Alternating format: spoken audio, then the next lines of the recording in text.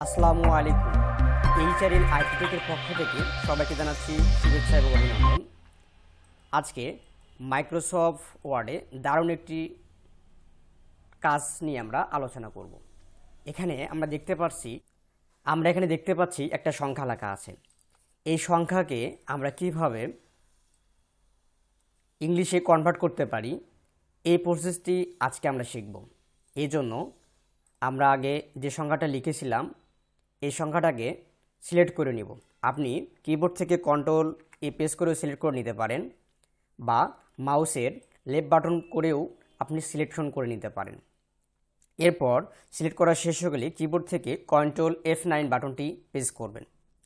Press করার পর এখান থেকে সেকেন্ড ব্র্যাকেট চলে আসবে। এই লেখার সামনে এখানে আপনি ইকুয়াল বাটন প্রেস করবেন। এরপর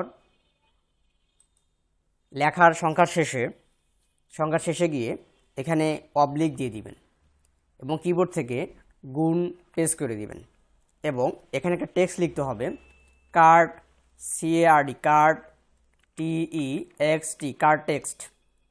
এরপর মাউসের রাইট বাটন ক্লিক করে আপডেট ফিল্ড, তাহলেই আমাদের সংখ্যার লেখাটা কথায় রূপান্তরিত হবে। আজকের ভিডিওটি সবার ভালো লাগলে সবাই লাইক কমেন্ট এবং চ্যানেলে যদি কেউ নতুন দর্শক হয়ে থাকেন অবশ্যই চ্যানেলটি সাবস্ক্রাইব করবেন। ভিডিওটি দেখার জন্য সবাইকে ধন্যবাদ।